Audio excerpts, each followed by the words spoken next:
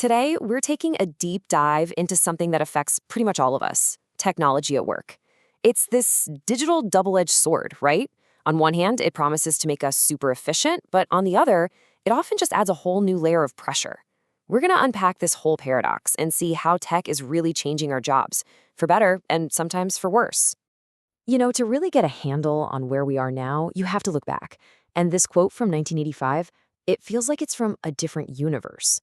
10 megabytes. They thought that was an unimaginable amount of space. Today, a single photo from your phone is bigger than that.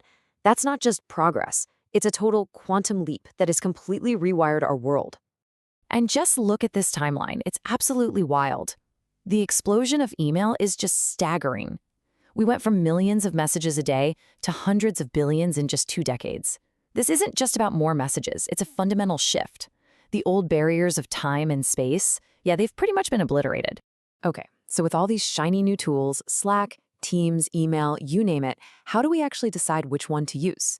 Now you might think, well, I just pick the best tool for the job. But it turns out the story is way more complicated. This really gets into a classic debate. Are we making these choices logically, or is it all about social pressure? So let's start with the logical, rational side of things. This is summed up perfectly by something called the media richness model. The idea here is actually pretty simple.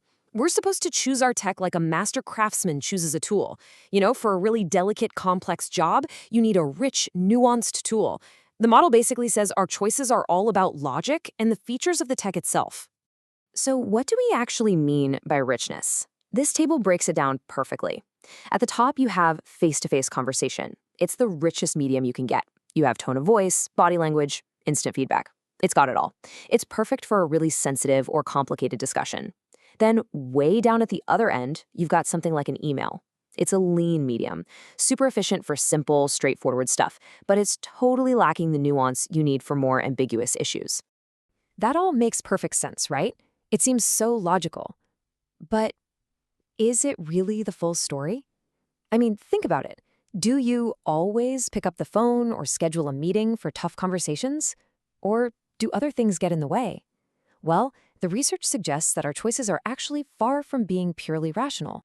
And this is where the social side of things comes storming in. There's another model, the social information processing model, that argues we don't make these choices in a vacuum. We're social animals. Our decisions are powerfully shaped by what's going on around us. If everyone on your team lives and breathes on Slack, guess what? You're going to be on Slack too, even for chats that probably should have been a quick phone call. It's not just about the tool's features, it's about fitting in. So let's talk about the consequences of all this. When you mix our kind of rational choices with all that social pressure, you end up with something we all know too well: the always-on workplace. It's this 24/7 environment that's having a huge impact on our productivity and, frankly, our sanity. Does this feel familiar? Because I know it does to me. We're drowning in data. We have so many channels coming at us: email, chat, social media, texts. It's like trying to drink from a fire hose. The promise was efficiency, but the reality often feels like we're just completely overwhelmed. And this brings us to one of the biggest myths of the modern office: multitasking. Research shows it's actually contagious. When you see your coworker typing away during a meeting, you're more likely to do it too. But what feels like being productive is often just us getting distracted. And you can't just ban devices, because sometimes they're actually useful. It's a real pickle. And maybe the single biggest change is the total collapse of boundaries. Because our technology is asynchronous, meaning we don't have to be talking at the exact same time, and location independent, work is no longer a place you go. It's just a thing you do, anytime, anywhere. Your commute, your evening, your weekend, they can all become just another part of the office. All this constant connectivity does more than just blur boundaries. It fundamentally shifts the power dynamics at work. Technology itself is neutral, right? It's just a tool. But in our hands, it can be used for control, and it can be used for resistance. It creates this whole new kind of workplace tug-of-war. We've all heard this phrase a million times. This call may be monitored for quality assurance, which is really just a polite way of saying, hey, we're listening. In today's world, that surveillance can go way further, from tracking every keystroke you make to analyzing the sentiment in your emails. It gives organizations a level of control we've never seen before. But here's the twist. It's a two-way street. The very same technologies that allow for that kind of control can also empower people to resist. Employees can use these tools to organize, to share information, to push back against policies they don't like. From anonymous employee forums to huge social media campaigns, technology has become a key battleground in the fight for the modern workplace. So, where is all this headed? Well, the rise of virtual work is probably the biggest shift in how we work since the Industrial Revolution. Seriously. And just like any revolution, it's bringing incredible new freedoms, but also brand new kinds of problems. Think about it. The traditional 9 to 5, everyone in the same building, it's quickly becoming a thing of the past for many people. Technology has opened up this whole spectrum of new ways to work. You've got telework, where you work from home but on the same schedule. Flex time, where you're in the office but on your own time. And then the full virtual organization, a company that basically exists everywhere and nowhere all at once. But here's the catch. Every single one of these new freedoms comes with a paradox.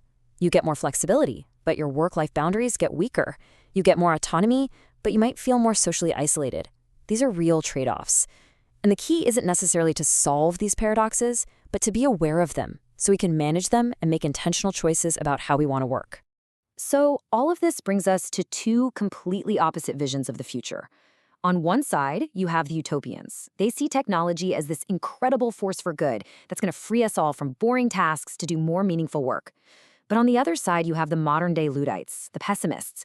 They fear a future of mass unemployment, constant surveillance, and de-skilled jobs. And this is the debate we're in right now. Which really brings us to the final question we have to ask ourselves. As we keep weaving these powerful new tools into every single part of our work lives, what are we actually building? Are we creating a future with more freedom and more fulfillment? Or are we just using new technology to build a more sophisticated digital cage? The truth is, the answer is being written right now, in our offices and on our screens, every single day.